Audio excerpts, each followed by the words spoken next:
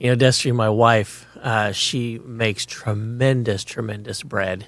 And one of the things I love about a really good homemade bread or sourdough or something like that, when it comes out of the oven, it's hot, it's steaming, it's depending on the bread, it can either be fluffy or it can be dense, and that I love that kind of bread. You put butter on it, make a sandwich out of it. Oh, so good. Beat 'em up.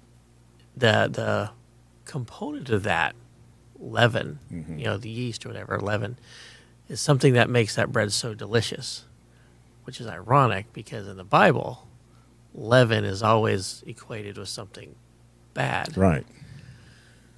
So today on the Deep Dive, we're going to be talking about the leaven of the Pharisees. All right. Sounds Deep good. Dive episode 47. I always have to look at Chris to see what episode we're on. 47 today on Deep Dives. Very good.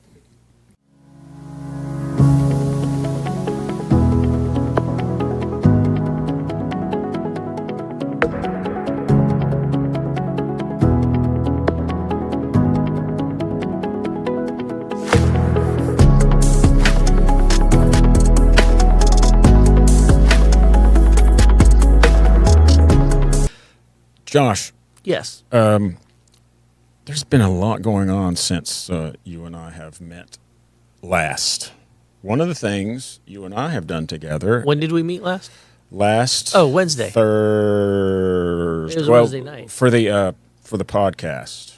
Oh, okay. Since our last podcast. Since we were both podcast Yes, people since we meeting. were podcasting. Okay. We had you and I have actually gone up into the lighthouse on Pensacola, NAS, Naval Air Station, Pensacola, and we watched the Blue Angels fly.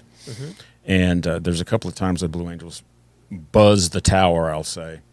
And this wasn't your first time, but it was your second time going up there and watching them? Yeah, second time going up to watch the Blue Angels. Okay. But I've been up there many times. You've been up in the lighthouse many times. Yeah. What's your takeaway from the lighthouse as an engineer and as just a fan of the Blue Angels practice? Because you brought your camera, so you had an intent to take some pictures. Did you get any, by the way? Do you know? I did. I have not yet had time to upload them to a computer. Okay, gotcha. And review them. So there's my camera bag is where I left it when I got back to the okay, office. right. That's not in your regular workflow. Yeah, it's one of the things on my list to do today. Gotcha. Okay. We're recording on a Saturday again. Yep. Well, I'll be honest with you. I didn't know that there was supposed to be a takeaway, so I don't really have a takeaway per se. But I can tell you kind of what was going through my brain. Okay, that's while good. we're doing that. Yes. And it was nothing deep. Okay, all right. It was, as I'm looking around at the Navy base and at the horizon and stuff, I'm looking around and I'm like, I can see that location over there where an engineering project was. I can see that location over there. I'm looking at the Blue Angels hangar where I've had two engineering projects for the Blue Angels. I'm looking down the ground where I, designed a septic system for the lighthouse. I'm, obviously watching the Blue Angels fly and watching the different control surfaces on the planes as they, make their different maneuvers and everything. Okay.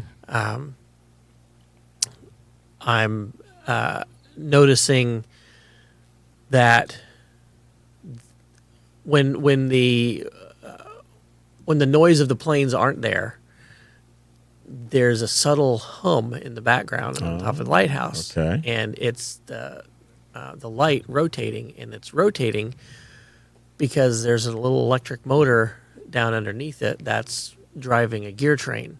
Okay. And so I took some pictures of that because I that's saw you interesting doing to that, me. Yeah. right. On the way out, I saw you doing that. And then when it was over, and I have pictures of this too, I was down on the ground. So when I got to the Naval Air Station, I took a picture of the lighthouse with my phone and sent it to my dad because my dad used to be in the Navy. Okay. And I sent it to my dad and said, "Hey, I'm about to go up here and watch Blue Angels fly." Because I think he was with me the last time if it's the Oh, is time that I right? remember. Yeah. Okay. And it was totally by chance. But anyway, the sun was to the left of the lighthouse, and then when I came down, I'm putting the camera away. I'm standing in the shadow of the lighthouse, so the sun has moved several degrees in the hour and a half or so that I was up there. Mm-hmm. But it was right behind the lighthouse, and it made like this aura around the lighthouse. That was really Oh, cool. cool. Almost like a solar eclipse, but using the lighthouse instead. So I Okay. took several pictures of that. Okay. And I'm really excited to see those. Cool. So not really any like philosophical takeaways or anything, but just like those were all the things that were in my. Oh yeah, and there's a strap that goes down the side of the lighthouse that is there for lightning strikes to conduct. Oh, Yeah. okay. And so as we're standing up there, we're standing right next to this this conductor that conducts lightning Oh my right gosh. past us Wow. down to the ground. Kind of glad I didn't know that. Now you do. But we'd be safe, right? I mean, Yeah. I mean, that's what it's there that's for, what it's yeah. there for. Okay. Yeah, we're not grounded. It is. Gotcha. All right. Well, I'm glad you were there. We went with our friend Don, and he sponsored us to go for the most part, and it was a good time. I've been up there four times, and it really doesn't ever get old. It's oh my gosh, it's the Blue Angels. You know what I mean? Yeah. And it's a unique perspective because it's not really crowded. They only allow a handful of maybe 12 people up there. And it's for good reason because it's really not that big of a space. Yeah, it's not made for people like to congregate. Right. Yeah. And that's what we do. We get up there and look out one spot, and mostly photographers or people that are interested in taking some kind of pictures of them. And the backside just shows Pensacola at its best. Yeah. Just water, white sand, Fort Pickens poking out as a peninsula that it is, and it's a beautiful place to be. So anyway, that was a good experience. Fun fact. I don't know how fun it is, but that walkway that we were all standing on, every now and then it has to be certified by a structural engineer I'm on board with that. that it is capable of holding up the 10 people that are up there at a Good, time. good. And good. I did that once. Oh, you did? Yeah. You I don't know if it's been done since then, but I did it once. Okay. So, all right. You you're did the welcome. numbers, and we're still good to go up there. Good. Very good. Well, so I'm coming from pickleball too. So this is why I'm wearing my pickleball hat, and I'm supposed to tilt it back a little bit, I think, so you can see my face. Chris, can you see that? Okay. Yeah. Control Z. Yeah. So, I'm coming from pickleball because we are. Chris got that. I'm glad he did. I don't know. You guys, you're engineering. Control Z is what you hit on the keyboard to undo. Oh, that's right. Oh, yeah, I knew that. Okay, I gotcha. You just put that out. Control Z. Sorry. Gotcha. Subtle, Anyway. nerdy insult. So Saturday morning is pickleball day for me. Yeah. One of the pickleball days. So I just came from then and came from that, and so that's why I'm wearing this wonderful hat. And anyway, it was fun. And you had to reschedule for Saturday because of the engineering project you're on for our church. Yeah. The construction team have decided to schedule bi-week. Wait, is bi-weekly twice a week or once every 2 weeks? I think twice a week whenever I Okay. hear it. Bi-monthly would be twice a month. Okay, we'll go with bi-monthly. Bicycles two True, wheels. yeah. Right? Okay. I guess. So bi-monthly, the construction team has decided to schedule regular meetings for updates, and they did not take our podcast schedule into consideration. Well, I can't believe they didn't do that. They're recording right when Right. we're supposed to be. Gosh, the rest of the city does take everything is Yeah. relative to whenever we record. I mean, their engineering team has taken that into consideration, but the construction team hasn't. Gotcha. Okay. yeah. All right. So we're here for the Beautiful day. foreseeable future, Yeah. I'm gonna be gone every second Thursday. So So we'll we're- have to reschedule. We'll probably end up doing the Saturday. Saturday seems to work. Yeah. I don't know though. You'd have to work some Saturdays as a delivery person. For my wife's baking endeavors. Right on. I've been to so many weddings. I bet. Yeah. And only one of them was mine. So you go into a wedding, you just deliver the cake, and you get it to where it needs to be, and you're done. Yeah, I guess I should say I haven't been to so many weddings. I've been to a lot of receptions. All right. For the wedding itself. So anyway, so today we're going to talk a little bit about some non-leavened bread, what that means, or non-leavened something. Well, actually, it doesn't have anything to do with leaven. Leaven was more of a metaphor. Oh, okay, metaphor. That's what I meant to say. We're going to talk about a metaphor for leaven. Right. But, one of the things that was mentioned this past Sunday, that kind of goes along with this, and I kind of want to use it as a point of discussion, just so listeners can kind of get to know us better. But because I know they all want to. Sure. Get note after note. We want to get to know you better. It talks about the influence, like the main influences in our life, and the statement was made that it's the books you read, friends you hang out with, music you listen to. In past episodes, we've talked about like what's a significant book in your life, right? Yes. We also know that we're all friends and we hang out. Yes. We've never really talked about. I mean, we kind of a little bit talked about our music preferences and stuff in the past, but bang. So here's what I want to avoid. Okay. Like, we're recording in a church. Yes. We're Christians. Yes. We know that the answer that everyone's tempted to give when asked is like, what's your favorite kind of music? Praise and worship music. Baby. So we're going to take that off the table because we know like that's supposed to be the default answer. Okay. And honestly, I do. I love that kind of music. Yes. But as far as like either style or artist or genre, whatever, what's your go-to music? And is it dependent on mood? Music has always been a huge part of my life, starting from before high school. Starting in grade school, my buddy Kent and I would talk about music, and we were in bands together. We were in a marching band together. So everything music, it was everything music, and that was his main form of communication. His love language was music, and a large portion of mine is music also. So my go-to, I'll give you a good example. Getting an MRI a couple months ago, and I'm pushed in there, and I got my eyes closed because I'm not really interested in seeing the MRI being 2 inches from my face, so I just kind of get into a meditative state. They say, what type of music do you listen to? From the spine response is 70s rock and roll. That's it. 70, and when I say 70s, I mean late 60s, which Woodstock was 69, I think, 69, 70. So that era is just my go-to, which means Jimi Hendrix, it means Grateful Dead, it means Joe Cocker, it means Janis Joplin, all that stuff. Whenever people were doing a lot of stuff they shouldn't have been doing, they were. If you think about it, they were teenagers, man. These are teens, early 20s with money and fame, and they just, most of them did not handle it well. Right.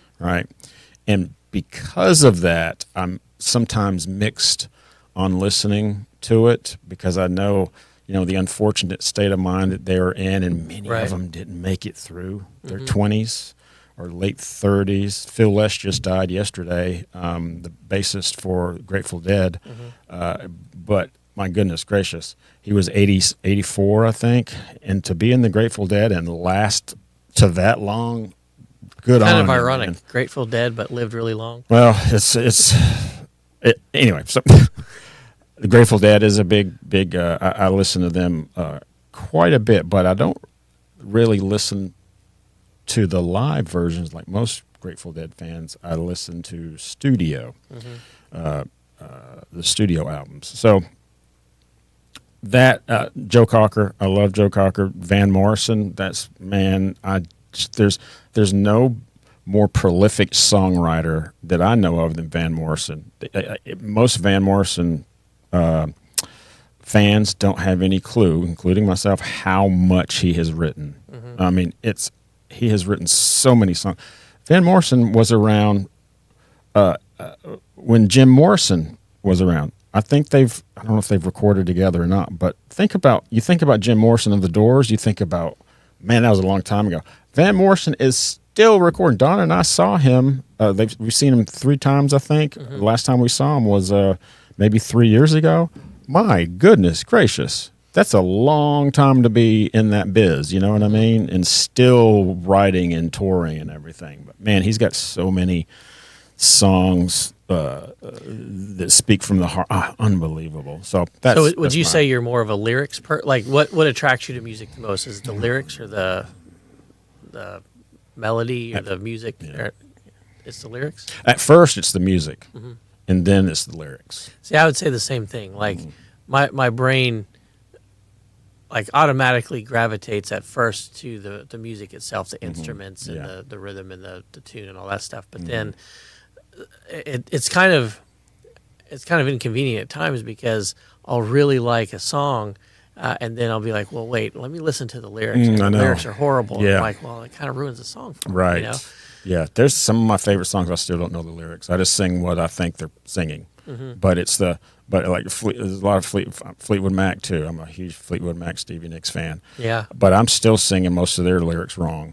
You know, now that we have Spotify and you can watch the music, I'm like, nah, that's not what they're saying. You know, I'm reading it right there. By the way, man, having I usually use YouTube Music, and a lot of times you can click the lyrics button. Yeah. It's kind of like karaoke. That is one of the funnest things if you're alone in the car. Just singing it, looking at it. Right. You know, I'm about 50-50 saying whenever I'm watching the lyrics and singing at the same time. You know, that's got to be a typo. That's not right. Or, that makes sense. Yeah. That makes a lot of sense. It's a the way I was bad moon singing on the right. Yeah. The bathroom on the right. That's right. Oh, okay. I didn't see that. That makes way more sense. I will say one thing about Van Morrison. I don't know half his lyrics because I can't understand what he's saying. Especially the later Van Morrison there's a total distinction between earlier and later Van Morrison. It's like Bob Dylan. Yeah, it's a total different song. It's sort of different sound from early, like Lay Lady Lay. And then something he's recorded in the last 10 years, totally different. You know, totally different. Well, half the time you can't understand Bob Dylan No, anyway. that's right. Hey. The early ones you could, though. Yeah. And Lady, you can hear it. It's Nashville Skyline is the name of that's wrote out, and I think he did that in '69. Right. You can hear it. You can understand what he's saying, but yeah. no. Do you ever get into like movie soundtracks? Yeah, I love Grease. I've never seen Grease. Grease is so it's a play, right? It's a musical, is what Grease is. And I've always liked John Travolta and Olivia Newton-John. So my buddy Kevin and I in high school, we would go to the movies the first show, and we would stay until we'd watch it 2 or 3 times. What's the main was Everything That I Want or what? On You're the One That I Want. You're the One That I Want. Yeah. You're the one that I want. Yep. Yep. Can you do the dance? Of course. Do you do that when you're by yourself? I do. When I'm by myself, I do it better than John Travolta. But when somebody's watching, somehow I just doesn't. I lose it. I don't know what happened. Sandy. There's my. There's my impression. Sandy. Sounds pretty good, don't it? Yeah, yeah. Sandy. It's like good. John Travolta's here with us. Well, I surprise myself sometimes. Yeah, yeah. Well, you know, one thing that I notice, you know, because you're talking about like 70s rock, and you know, when I look at music today, Bob Dylan is a perfect example of this, right? Because I remember just a couple of weeks ago, I was watching stuff on YouTube, and remember the song that it was a collaboration across a ton of artists. that Michael Jackson did. Man, I despise those things. Yeah, We Are the I World. hate those things, man. Those songs, oh gosh, they just Were- pet peeve number 17. The collaboration. We are the world. Where everybody just sings one line. We are the children. But here's kind of a takeaway from that. Like it was mostly like these older artists, and what I noticed anyway about the older artists versus artists today is the older artists, they were all like ugly, right? Like Yep. to look at them, you think, how is this person like this hugely popular like rock musician, singer, whatever, and you look at the people today, and it's always like highly made up, buff, Yep. all this stuff. And I think there's been a shift somewhere to the the superficial side of things, where it's like in the old days, it wasn't more or less about how you looked, but it was like, are you talented? Are you able to write really good lyrics? Do you have amazing musical abilities? And it was less about looks, whereas today it's like we don't need talent because we have the ability to generate talent artificially with either like auto-tune or music video effects or dance styles or whatever. Right. And so, the pop music and the rock music of today is just horrible. There's like no talent to it. It's all the same, a variation on the same theme, and but the person is extremely attractive. Yeah. And I think that's, I don't know. I think it's indicative of our society as a whole of prioritizing the superficial. I can zero that down for you Okay. on when that changed, if you'd like. Sure. MTV. MTV is what did it. That's I would agree. That's when the transition started. Yeah. Absolutely. Ironically, maybe I'm using that correctly. Dire Straits were one of the first people, that may have been the first song on MTV. Yeah. Is one of the Dire Straits, and they're not the most attractive people, but it was a real catchy tune. Yeah. That Mark Loeffler, I can't remember his last name. Mark Loeffler, I think. Anyway, since then it's been much more important to be good looking. Right. Exceptions are like the Beatles. You know what I mean? Elvis. They had both, and I think that's one of the reasons that they were so successful, because they're easy to look at and Well, they're I would talented. agree. I would agree with that in Elvis's case, but not necessarily Beatles. They were some weird looking dudes. Chicks dug them, man. Oh yeah, I know they did. So for whatever reason, the British probably had something to do with it. Maybe, too, I don't know. British. Yeah, the British accent. Yeah. I try to pull that off every now and then. It never works. Yeah. It never works. My wife doesn't like it. Well, my growing up, I was never really into rock and stuff like that. What I really loved was bluegrass. Oh yeah. Yeah, Love it. and folk music, Boy, what things like that. man. Like my favorite stuff. singer / band of all time is Alison Krauss and Union Station. Oh yeah, baby. Yeah, And even to this day, like when everything was like transitioning over from cassette tapes to CDs, the first CD that we got in my household was Alison Krauss and the Cox Family CD, and it's actually.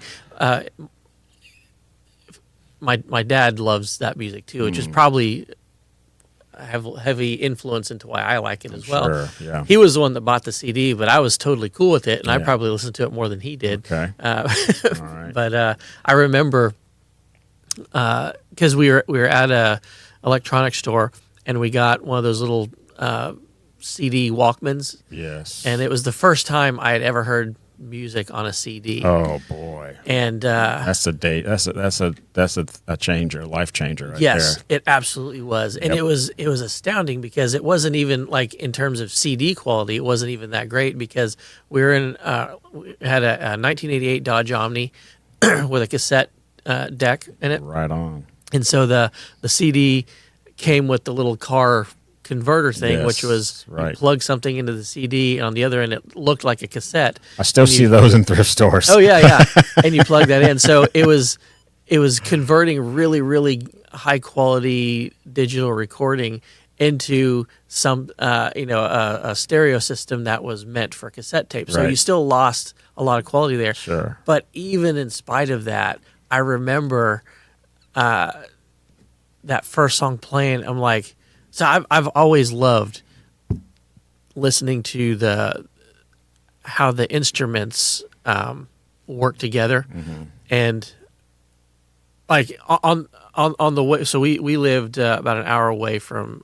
Houston, a little town called Chapel Hill, and so when we needed to do shopping or whatever, we'd drive an hour into Houston, and usually I would have my little cassette Walkman with my earphones, and I'm listening to. I had cassette tapes of like Smoky Mountain hymns and different bluegrass stuff, and I'd always love like, okay, here's the mandolin coming, and I even have a mandolin. I tried to learn to play it. I can a little bit, but I have banjo and guitar, mandolin, all these things in my office as we speak. And it's always been a dream of mine to learn how to be proficient at least one of them. But I always remember listening like, okay, here's where this instrument comes in. Here's where these two sort of kind of have their thing going on, interact with each other. And it was always so cool to me to listen to that. When that CD hit, though, the clarity that I could hear, I'm like, I'm hearing stuff that I didn't know was there. And it was just so totally amazing. And but yeah, that's always been, one of the genres I like. Not like the old like Appalachian whiny kind of bluegrass where everyone sings. It's kind of like the bluegrass version of the Bee Gees, Right. Yeah. Yeah. where everyone's singing in the really high registers. But a really good song that tells a story, has really good lyrics, has a really good balance of instruments and folk, and I just really enjoy that. Nice. Yeah. Did Alison Krauss? I remember the first time I heard her voice. It's like no other. I know. She stood out. It's so clear, and this I got to see her in concert. Did too. you? Yeah. This was way before anything technical that I knew of that could make somebody sound like that.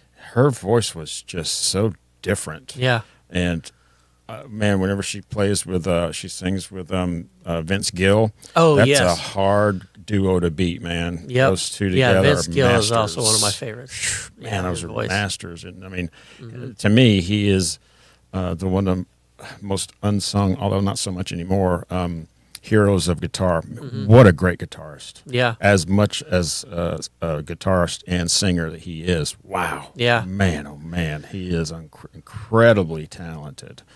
And then you put someone like Alison Krauss in there with him. That she plays the is it violin? Yeah, the violin. Good gravy. Yeah. Man, that's a duo right there. And I really like, just like I like when instruments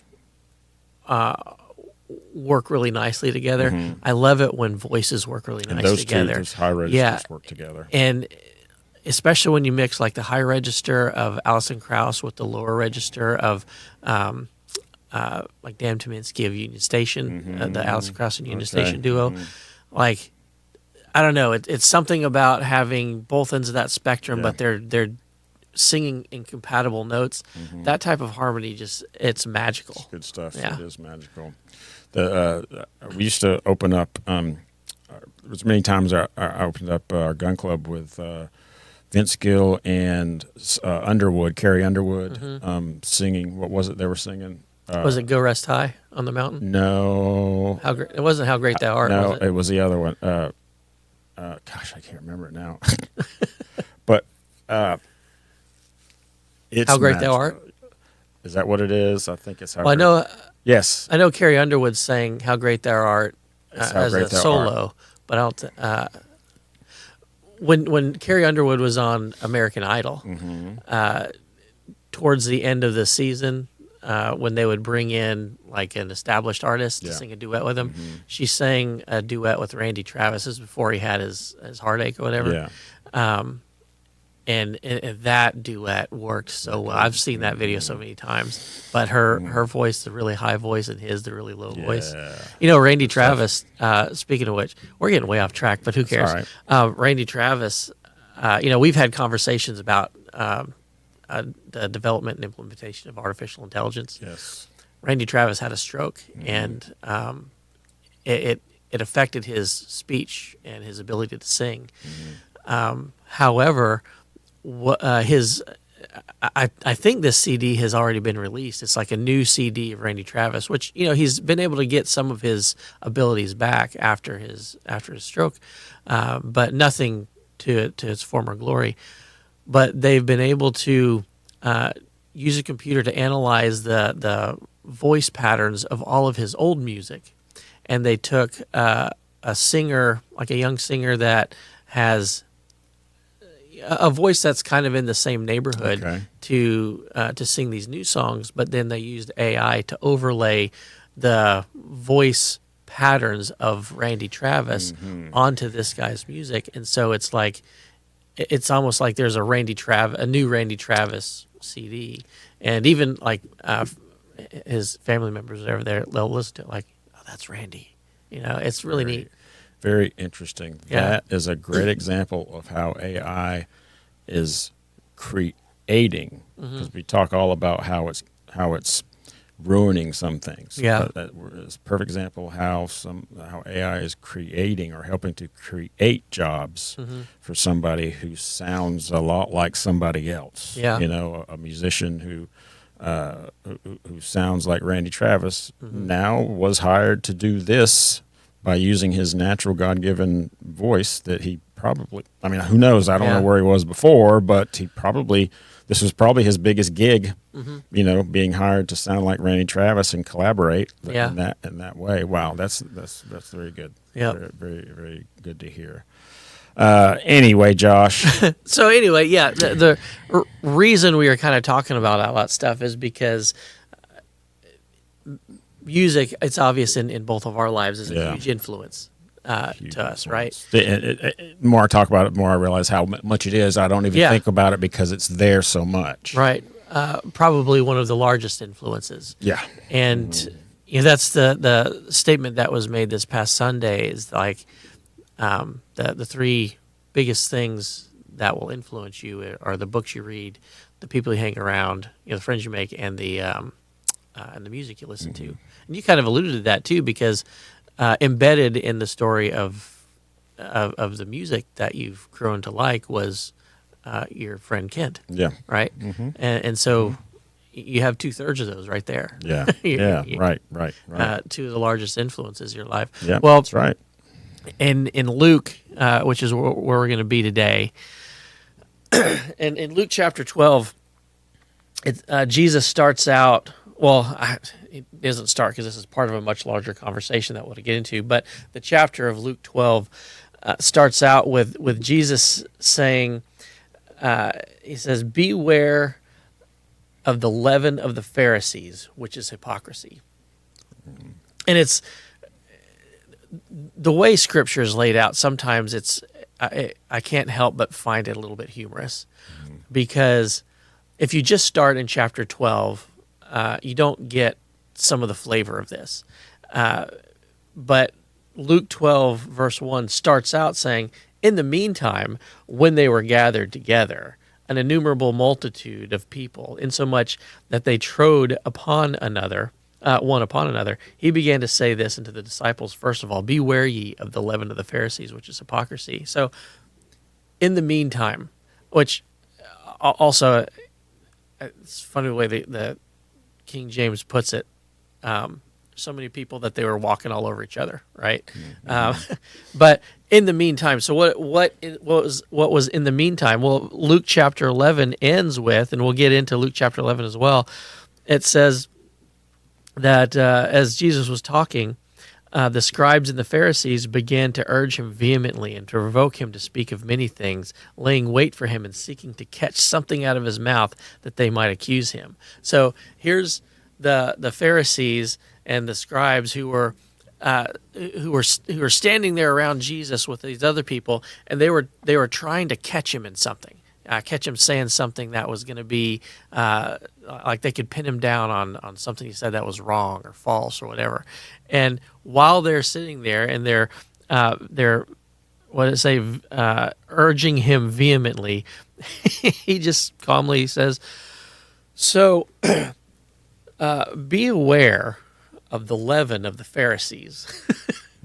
And like right smack dab right in their face. Like, So he's talking to the group that he's talking to, knowing the Pharisees are there. yeah, because the Right. Pharisees are there trying to catch him in Yeah, something, right. catch him saying the wrong thing. And so he just like Calls goes them out, goes basically. full at it, like, be aware of the leaven of the Pharisees. And so what does that mean? And like we said in the hook at the beginning of the episode, leaven is that word we use for the element in bread that brings air into it. Okay.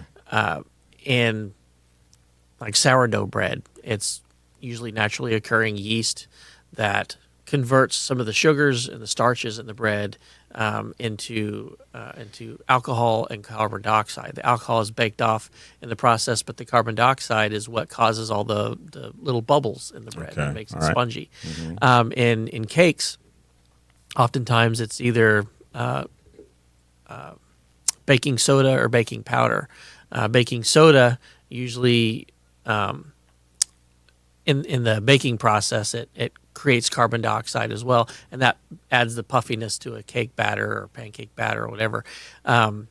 Or it comes into contact with something acidic and does the same thing. Baking powder, same deal, right? There's a couple different elements in baking powder that when put in a moist environment, a chemical reaction starts that breaks down one of those daughter products is carbon dioxide, and it fills the cake with leaven. So, or it fills the cake with air. So, these are normally ingredients that are looked favorably upon, Right. because you don't want a solid cake. You don't want bread that's hard. Nothing like that. Symbolically in Scripture, leaven has always been looked at negatively in terms of its metaphorical or simile qualities, and mainly because the way it works is it puffs something up, Okay. and so leaven has always been that symbol in Scripture of either sin or pride or always something negative. That's why in the feasts, most of the time when in the Jewish feast, most of the time when bread is used, it's unleavened bread, like in the Lord's Supper or in the Passover feast, things like that. It's usually unleavened bread. And even in the Passover, there's this whole ritual in preparation for the Passover where you get rid of all the leaven in your entire house, all the yeast in your house. And because here again, it was a symbolic thing. Well, in Luke chapter 11, there's a couple things that happen. It starts out with that famous conversation between the disciples and Jesus, where they're like, Jesus, teach us how to pray. And so he goes through what's often called the Lord's Prayer. It's more like the template prayer. And, our Father which art in heaven, and so on. After that,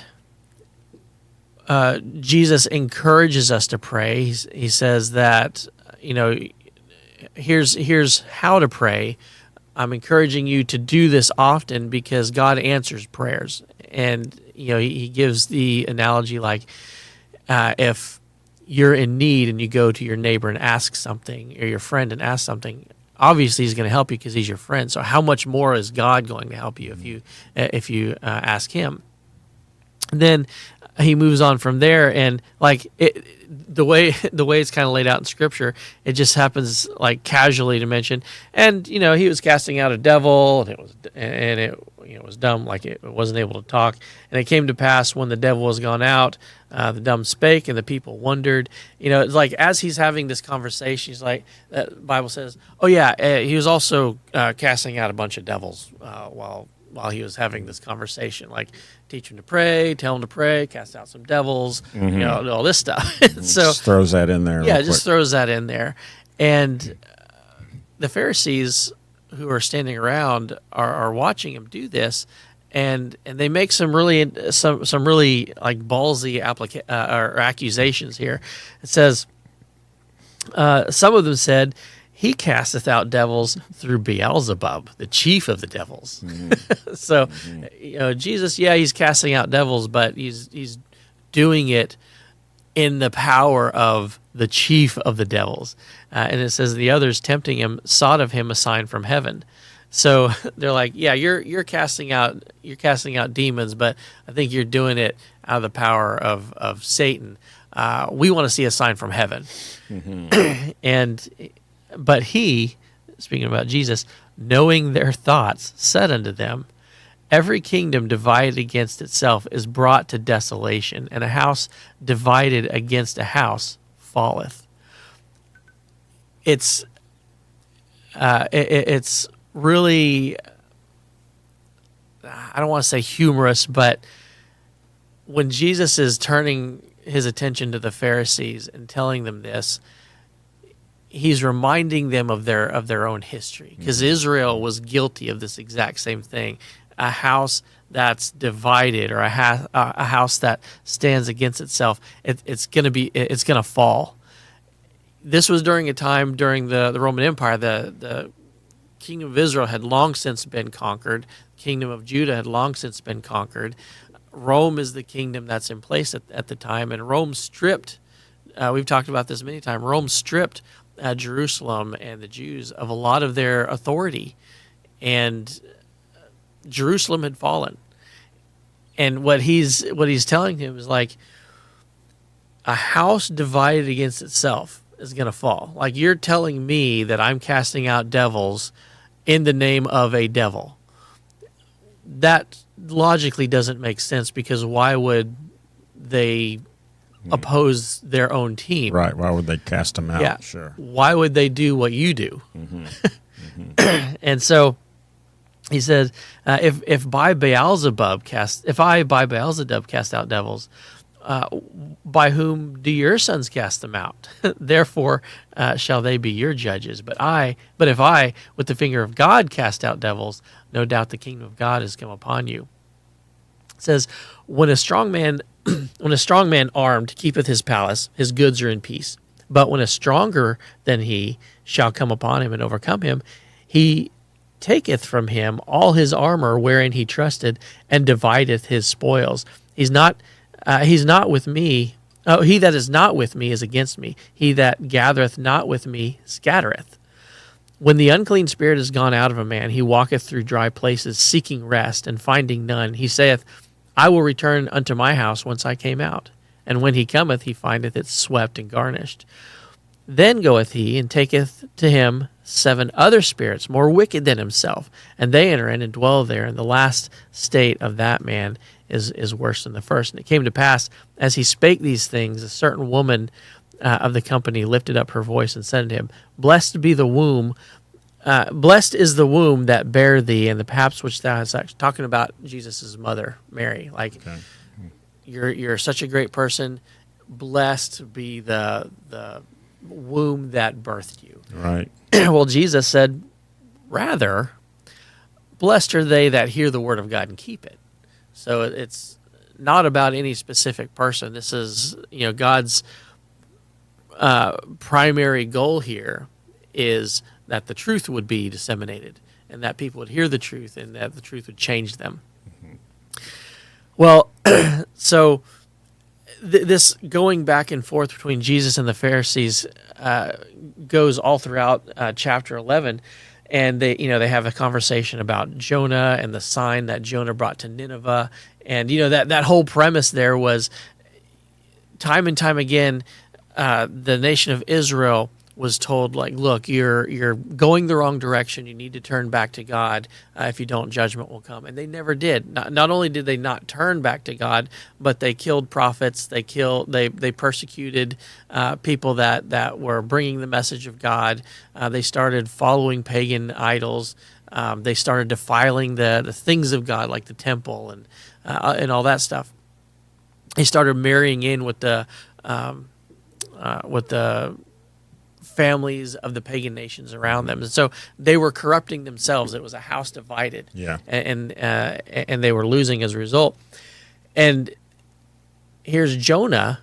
God sends Jonah to Nineveh. Nineveh was the capital of the Assyrian Empire, the same empire that conquered the northern kingdom of Israel. And so these were enemies of Israel from a long time ago. Nineveh was one of those cities that Nimrod founded back in Genesis. Okay. When we always think of the Tower of Babel and Babylon as being, this is what Nimrod did. He founded several cities, one of which was Nineveh. And so Nineveh has been this evil empire growing since Genesis, and they've always been an enemy of Israel. Well, God sends Jonah to Nineveh and says, I want you to tell them about me so that they'll escape destruction. And Jonah, remember, Jonah didn't want to do that. You He's sure? No, I don't really these people are horrible. Yep. Have you met these people? Right. There's no part of me that wants these people to escape judgment. But and so we have that whole interaction between Jonah and God. And Jonah leaves off, the book of Jonah leaves off at really an unknown, because that feeling didn't get resolved in the book of Jonah. Yeah. It just leaves off at the end. And but what God is saying, but we know Nineveh, they did turn. Jonah was sent to them once. They heard the message and they turned, and destruction was, and they escaped destruction. Now, years later, they went back to their evil ways and they were destroyed. But the point God was trying to make there was made. Like, Israel, you've had so many people warn you about the direction you're going. Not only that, but God Himself has spoken to you, and has the presence of God has occupied the temple that's in the middle of your kingdom. You go to it every year. This is the central place of worship for your country, and it's where the presence of God dwells. Like, you have no excuse. What is it going to take? Yeah, what is it going to take? Like, look at the most pagan person or pagan kingdom that you can think of. A random dude showed up on shore once, told them this message, and they turned on a dime. What's your deal? And so that's what Jesus is reminding these Pharisees about in Luke chapter 11, and then what the Pharisees get hung up on is such this dumb little minutia thing. In verse 37 of chapter 11 it says, as he spake, a certain Pharisee besought him to dine with him, and he went in and sat down to meat. And when the Pharisee saw it, he marveled that he had not first washed before dinner. Because remember, this is, Pharisees are all about the law, and one of the rules in the Old Testament was you wash before you eat. We know there are hygienic reasons for that. One of the things I think we often conflate in the Old Testament is, we're told that the entire Old Testament speaks of Christ. Even the laws, especially the laws, right? They speak of Christ. Oftentimes we look at the law and we're like, well, of course, this is why God told him to do that, because of some scientific reason that we know now. Yeah. Like, the reason God told them to wash before dinner is because God knew about germs, and Israel didn't. And so He wanted them to not be all dirty when they ate, so that they wouldn't get sick and infected and stuff like that. Yeah, sure. There's an aspect of that existed. They live in the desert, people. I mean, washing your hands might do something, but while the food gets from here to there, it's going to be contaminated with something. Yeah, there was a legitimate functional purpose for this, but that wasn't its primary purpose. Right. It's about when you're entering into fellowship, you prepare for fellowship. There you go. Okay. And a clean heart, a clean soul, perhaps. Okay. Exactly. Okay. And so, while there are functional aspects to the law, every aspect of the law, or every component of the law, gives us something about Christ, Okay. or our relationship with Christ, or what Christ is going to one day do. And so I think that should be the first lens that we view the law through is what does it tell us about Christ? Okay. Secondary issue, sure. Okay. Wash your hands before you eat. It's gross otherwise, Yeah. you know. Well, they were looking at this law, and they noticed that when Jesus sat down to eat with this guy, he didn't wash his hands first. And so that's what they get hung up on. When the Pharisee saw it, he marveled that he had not first washed before dinner. And the Lord said unto him, now do you Pharisees make clean the outside of the cup of the platter, but your inward part is full of ravening and wickedness. You fools, did not he that made that which is without make that which is within also? But rather give alms of such things as ye have, and behold, all things are clean unto you. And then he goes into this whole like tirade against the Pharisees, where he says multiple times, woe unto you Pharisees, woe unto you Pharisees, woe unto you Pharisees. And he starts to just like hit them of all these things where like they're so concerned with the outward appearance, but the inside is just dead, or it's dirty, or it's corrupted, or whatever. You tithe, and pass over the judgment and the love of God. So for you tithe mint and rue and all manner of herbs, and pass over judgment and the love of God. These also these ought ye to have done, and not to leave the other undone. And he says, woe unto you Pharisees! You love the uppermost seats in the synagogues and greetings in the markets. Because the Pharisees, they were the religious elite, right? So they expected a certain amount of respect wherever they went. Okay. And when it says here, you love the uppermost seats in the synagogues, you like the important, you want to sit where the important people sit. Okay. All right. And what's really interesting about this, whenever a conversation in Christian circles comes up about love, we always be like, well, there's different kinds of love. There's agape, there's phileo, there's eros, there's agape. Agape is the God kind of love.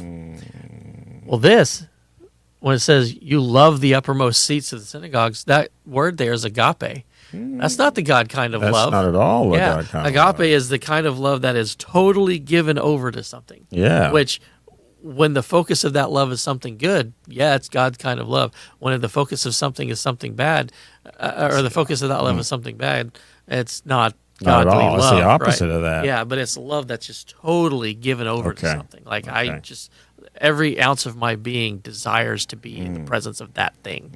Whatever that thing is. But, but agape doesn't necessarily mean it's Christ. It could be whatever. Right. Okay. Yeah. All right. But it's often associated with the kind of love that God has for us, which is true. It is the kind of love that God has for us. But as flawed human beings, sometimes we have that same type of love and devotion for the wrong thing. Yes. And then that's woe unto you Pharisees, right?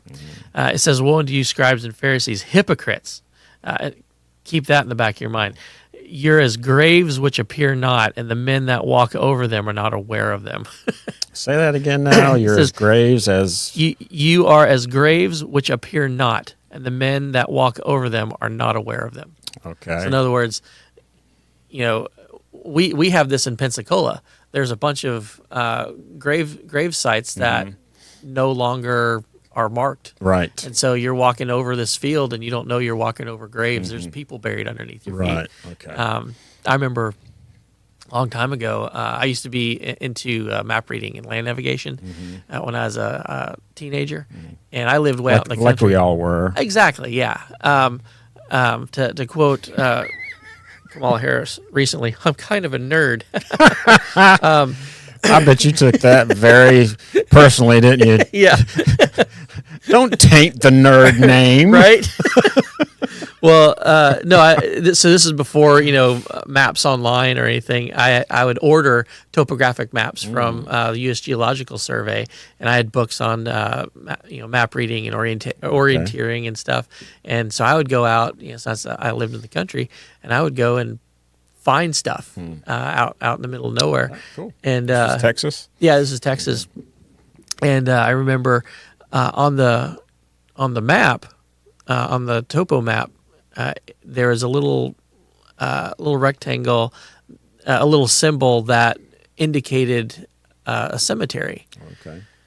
And so, but like I knew the area. I'm like, there's nothing out there. This is just open land. And so one day I decided I'm going to go hike to that thing and see what it is. And it was an abandoned cemetery, like from like a couple hundred years ago. Wow, Like the old gravestones were long since weathered over. You couldn't read them, nothing like that. But they're grave markers. So I'm like, how many people don't even know this is here? Yeah. And that's what he's comparing the Pharisees a lot, like graves that nobody knows. Wow. Long forgotten about. Yeah. Oh, wow. Is So that important? Well, anyway. yeah. Well, so then answered one of the lawyers and said unto him, Master, thus saying, thou reproachest us also. And he said, woe unto you, lawyers, for ye laid men with burdens grievous to be borne, and ye yourselves touch not the burdens with one of your fingers. So, like, you're expecting some standard from the people under you that you're not even keeping. It says, you build the sepulchres of prophets, and your fathers killed them. So, you speak highly of the prophets of the Old Testament, and claim to be, in that same hierarchy of importance, and yet your fathers were the ones that killed these prophets. Like you don't have this like untainted lineage that you try to claim. Like your fathers killed these prophets. Woe unto you, lawyers! And by the way, it says, the blood of all the prophets which was shed from the foundation of the world may be required of this generation. For from the blood of Abel to the blood of Zacharias, which perished between the altar and the temple, verily I say unto you, it shall be required of this generation. So he reminds them once again, it says between the altar and the temple, and he talks about Abel and Zechariah. Abel, remember Cain and Abel, right? It was time to bring sacrifice. Abel brought something that was approved by God. Cain didn't, and Cain was jealous and killed Abel there at the altar. Fast forward, and we have the prophet Zechariah, who Israel killed in the temple. This is in 2 Chronicles 24. So between the altar, when Abel was killed, from the temple, Zechariah was killed. Look at all these people that Israel has killed in the name of God or whatever. It says that blood is going to be required of this generation. And so woe unto you, one more time. He says, you've taken away the key of knowledge, you've entered not in yourselves, and them that were entering in ye hindered. And he said these things unto them. The scribes and the Pharisees began to urge him vehemently and to provoke him to speak of many things, laying wait for him and seeking to catch something out of his mouth that they might accuse him. And that brings us back to chapter 12 where we started, because as they're trying to catch him in something, he just lays it out for them. Guys, beware of the leaven of these guys over here, because they're all about hypocrisy. Like, you're saying you're one thing, but you're actually something else. And so he just goes into that and says, this hypocrisy, it's something that has to be ferreted out and gotten rid of, because like it really doesn't matter what the outward appearance is. It's what's going on inside. You can clean the outside of a glass all you want, but if the inside's dirty, you're drinking from that. You're drinking dirty water. Right. Yeah. And so you have to be aware of that hypocrisy. Well, when it gets down to chapter 12, verse 13, and this gets back to our original conversation about the influences in our life, right? One of the companies said unto him, Master, speak to my brother that he may divide the inheritance with me. So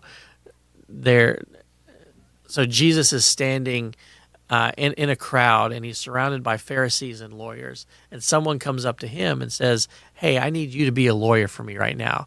Can you tell my brother to split the inheritance with me?" And he said unto him, "Man, who made me a judge or a divider over you?" And he said unto them, "Take heed and be aware of covetousness, for a man's life consisteth not in the abundance of the things which he possesseth." And he spake a parable unto them, saying, The ground of a certain rich man brought forth plentifully. And he thought within himself, saying, What shall I do? Because I have no room where to bestow my fruit. And he said, This will I do. I will put down my barns and build greater, and there will I bestow all my fruits and my goods. And I will say to my soul, Soul, thou hast much goods laid up for many years. Take thine ease, eat, drink, and be merry. But God said unto him, Thou fool, this night thy soul shall be required of thee. Then whose shall those things be which thou hast provided? So is he that layeth up treasure for himself and is not rich toward God. So these Pharisees were obsessed with amassing amassing riches that were defined by works. Right. We're going to look good on the outside. When people look at us, they're going to think, "Man, this guy's awesome, and this guy's great, and this guy deserves to be venerated. He's the VIP. He gets the high seat in the synagogue. He's the one we all look to as, man, you want to be like this guy." And yet, inside, it was nothing. It was empty. It was dirty, because they concentrated on the outward appearance. I'm going to keep every aspect of the law so that religiously I'm perfect. And that's how I'm going to gain favor with God. That's how I'm going to gain favor with man. And I'm going to, and people should look at me and want to be like that. Mm-hmm. And Jesus said, "You're hypocrites, because you're only concerned about the outside." And in talking with the disciples and the other people who were tempted to look at those Pharisees and let those Pharisees' actions and everything influence their lives, he said, "Okay, you're going to be influenced. You're influenced by the people you hang around, the people you look up to. Beware of those guys, though, because if you let them influence you, you're going to be subject to the same." To the same consequences that they are. Mm-hmm. These were the guys that killed prophets. These were the guys that rejected me. These were the guys that concentrated only on how they looked on the outside, but on the inside they were corrupt. Don't let them be an influence to you. Mm-hmm. Make sure your influence is truth. Make sure your influence is Christ, and that's what's important. Don't be like the guy in the parable who's like, "I have all this stuff. I'm going to keep collecting it and be rich," and then it actually ends up profiting him nothing, because you can't bring that with you when you die. Yeah. Same with all of the religious opulence or whatever that the Pharisees were trying to accumulate. That's great. You're looked up to by society at large. When you die, though, what part of that can you bring with you? Mm-hmm. Nothing. So pursue what's true, not what looks good. Mm. And that was the thing that he was compelling his disciples to do. Don't fall for the hypocrisy of the Pharisees. These might be the guys in the church that everyone looks up to, but they're hypocrites. Pursue truth. We're still fighting that today. Oh, absolutely. And one of my talk about pet peeves. One of my pet peeves is when people say, religion, and they'll be talking about Christianity a lot of times. Religion. Look at how much bad religion has done. Look at how many hypocrites there are in religion. Why should we look to religion for anything when it's full of hypocrites and people have done horrible, atrocious things in the name of Christianity? And I hate that, because we fall for that argument all the time, not realizing that that was the same thing going on here. Is there were Pharisees who were outspoken proponents of religion, but yet their implementation of it was flawed, because the Old Testament spoke of Christ. The Old Testament didn't speak of works will get you into heaven. It said someone is coming that will take the punishment for your sins in your place, because you can't. All of these things that we're doing right now is a placeholder pointing forward to one day what that guy will do for us, what we can't do ourselves. And so their implementation was bad, and the argument about horrible atrocities have been done in the name of Christianity is a flawed argument, because their interpretation and application of it was flawed. The Bible never did support the atrocious things that they did. They took some aspect of Scripture out of context to justify something that they already wanted to do. And so they were the same. They were subject to the same hypocrisy that the Pharisees were. So don't be fooled by the hypocrisy of those atrocities from history that were done in the name of Christianity, or in the name of the Bible, or in the name of God, because they were hypocrites. And so if hypocrisy is evil and hypocrisy is in the church, that's part of our challenge to ferret out and solve that. That's the message of the book of Jude. Right. Yeah. Wow, that's a strong statement, a strong message, Josh. It reminds me of things have changed, but not that much. We're still the human condition. We're still fighting that. Yeah, and we always will until Christ returns. Yeah. Right. It's in some churches still are bringing one favorite part of the Bible and basing their whole belief system on it, where it may have been taken out of context, or just not looking at the Bible as a whole. There's no perfect church. Our church isn't perfect, but it's now our small group. Our small group is pretty perfect, I say, for sure. Anyway, Josh, thank you very much. Because of our discussion in music, we went a little bit long today for a Saturday, so that's all right. All right with me too. Chris, thanks for being here. Appreciate it, and we'll be back next week on a Thursday, I believe. Yes, we'll record on a Thursday next week. So thanks for listening. We love you guys, and we'll talk to y'all next week. Thanks. Sounds good. Right.